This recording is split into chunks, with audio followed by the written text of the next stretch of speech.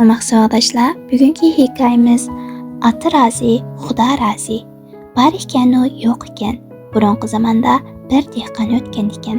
Bu dehqonning turmushi yaxshi emas, yomon emas ekan. U boshqa yerlarni sayohat qilib kelish uchun uzoq safarga tayyorlanibdi. Bu odamning 3 o'g'li bor ekan. Safarga chiqish oldida o'z bolalariga bir ikki og'iz vasiyat qilib, o'g'illarining keyingi ahvolini sinab ko'rmoqchi bo'pti. Men uzoq safarga berib kelmoqchiman. Mening sizlarga deydiganim, har qaysinglarga bir juftun to'qi, o'rdak, g'oz berib ketman. Men safardan kelguncha shularning to'qqan tuxumlarini o'ttirliq sitib, pulini xajlab etmay yig'ib qo'yinglar.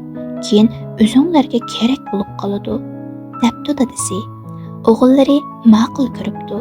Cho'ng o'g'liga bir juft to'qi, o'ttiranchisiga bir juft o'rdak, kichikiga bir juft g'oz berib, o'zi safarga ma'qul ketibdi.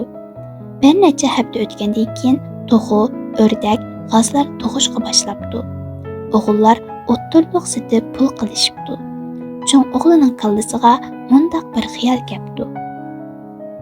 Tuxumning pulini yig'ib nima avorichilik? Dadam kelguncha pulni xajlab tomosha qilmaymanmi?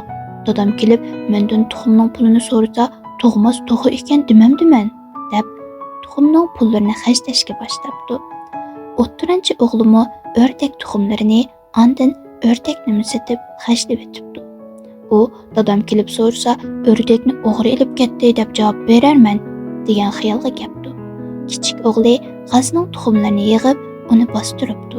Shunday qilib, avval g'ozni ko'paytib, ondan uning tuxumlarini zoya qilmay sotib, xeyli nurg'un pul yig'ibdi. Bir mezgil o'tgandan keyin dadasi safardan qaytib kelibdi.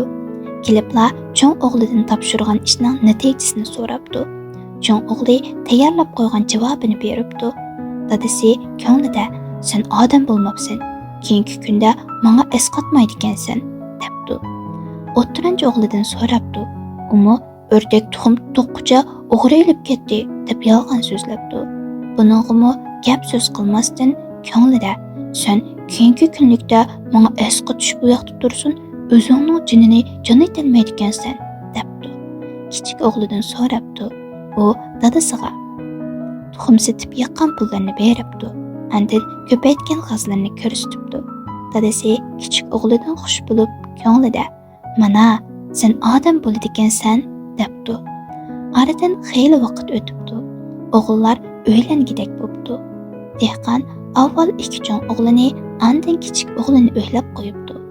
Dadasining o'ylaganidek ikki cho'ng o'g'li kundan-kunga namratlashib ketibdi. Uy voqealarini setib xajlab, yana dadasining qo'liga qarab qopdi. Kichik o'g'li g'ozlarni boqib, turmushini xeyli yaxshi o'tkazibdi. Ota-onasini yaxshi beqibdi. Dadasi kichik o'g'lidan bek rozi bo'ldi.